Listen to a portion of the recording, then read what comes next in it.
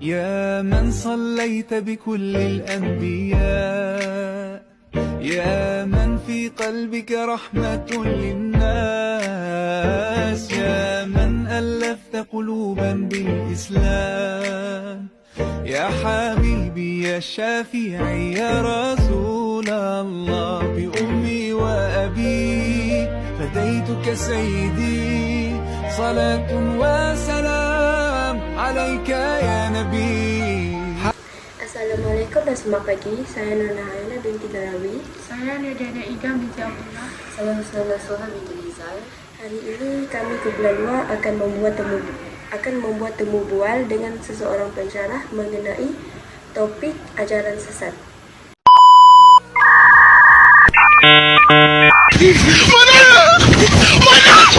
Assalamualaikum Miss, boleh kami mengambil masa Miss sedikit untuk bertemu bual dengan Miss tentang topik ajaran sesat?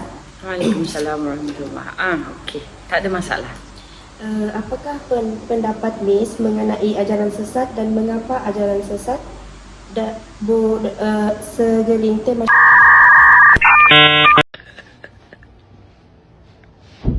segelintir masyarakat boleh terpengaruh? Ajaran sesat sebenarnya dah bukan sekarang sahaja. Dia berbagai-bagai. Tapi saya ni dah lupa history. Kalau kalau sejarah ni saya tak berapa ingat. Tapi saya tahu terlalu banyak sangat kumpulan orang-orang yang dipengaruh dengan ajaran sesat. Terutama sekali di Semenanjung yang banyak berlaku, di mana rasanya persoalan awak tadi mengapa? Ya, mengapa? Mengapa orang ramai ataupun orang mudah nak terpengaruh dengan ajaran sesat? Dia ada dua, sama ada agamanya terlalu tinggi, pengetahuan agama ataupun pengetahuan agamanya cetek. Dia boleh terjadilah. Dan iman yang tak kukuh lah dan mudah terpengaruh. Ada penduduk, satu kejadian di mana penduduk Islam yang kalau saya tengok telefon saya boleh ingat. Mereka taksub sebenarnya. Mereka lebih taksub kepada ketua ya. Jadi bila kita dah taksub sebab itu dalam Islam kita dilarang menjadi untuk taksub kepada apa-apa sekalipun kerana ia boleh menyebabkan terpesong akidah kan. Jadi bila dia taksub dengan ketua kumpulan, jadi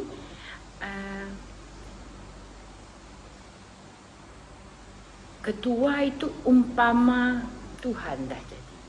Jadi dia dah terpesong lah akidah. Kita ambil Al-Arkam. Al-Arkam dulu kan, kita paling terkenal lah kan. Mereka sebenarnya kalau awak tengok pakaian pengikut Al-Arkam kan, mengikut sunnah, tutup semua kan. Tapi ia terpesong kerana ada setengahnya dia untuk ketua ya, ia menguntungkan Ya, betul. pemimpin tersebut, ketua agama Abuya dulu kan.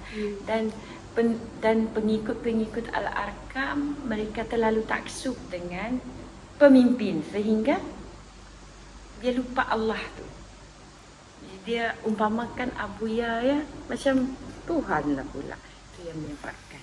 Jadi sebab itu saya kata dia ada dua. Sama ada terlalu dia tak semestinya orang itu cetek agama ataupun cetek agama ia mudah terpesong. Sebab kalau kita ikut Al-Arkam tu orang-orang tu beragama, tinggi agama, tapi kerana taksub lah.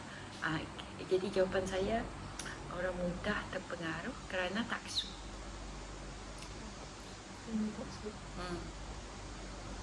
Jadi soalan yang kedua. Panjang pula saya bagi jawapannya. Bolehkah saya tahu pendapat Miss bagaimana cara untuk mengelakkan diri kita daripada ajaran sesat ni?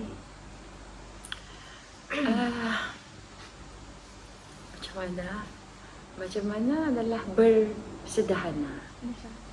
Bagi saya lah, sebab saya ni orang yang sederhana.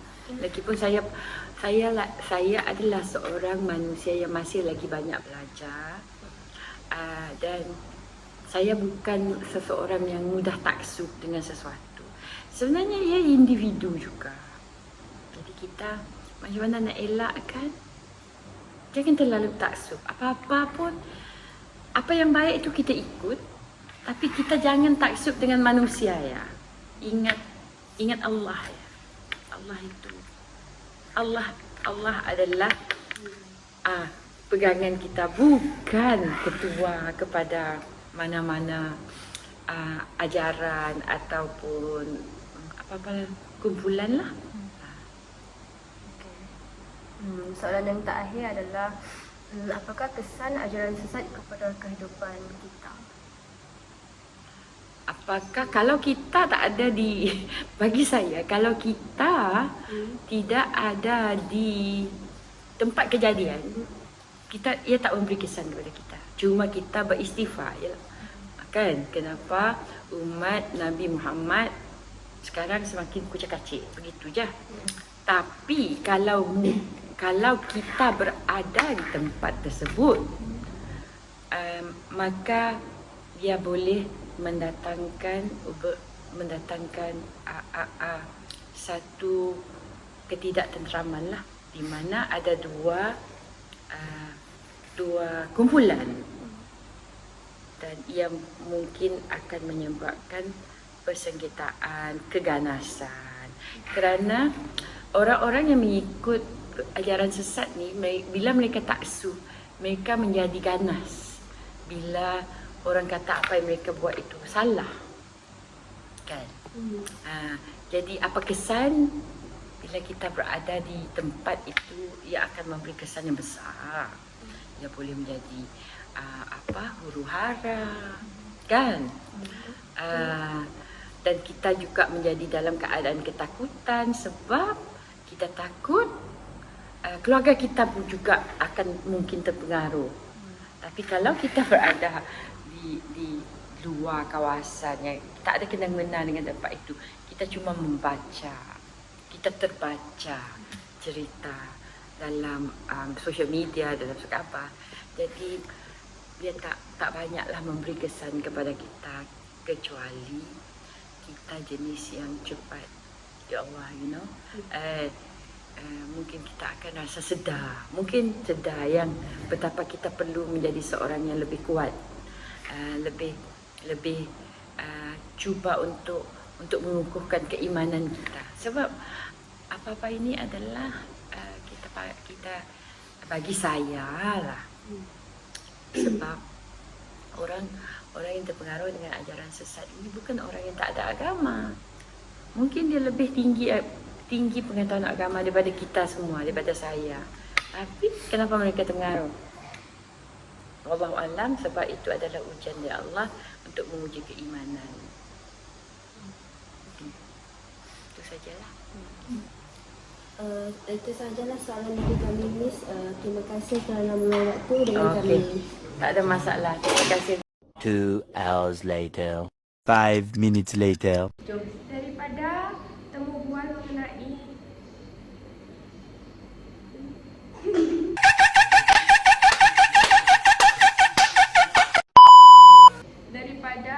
bual mengenai tajuk ajaran sesat bersama Miss Kartini tadi, dapat kami simpulkan bahawa kita perlulah menguatkan ilmu akidah serta berdoa memohon perlindungan Allah daripada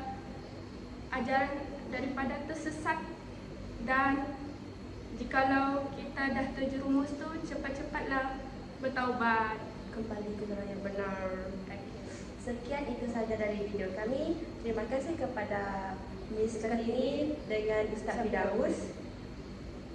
Selamat menonton. Bye. يا من صليت بكل الأنبياء، يا من في قلبك رحمة للناس، يا من ألفت قلوبا بالإسلام، يا حبيبي يا شافعي يا رسول الله، بأمي وأبي فديتك سيدي، صلاة وسلام عليك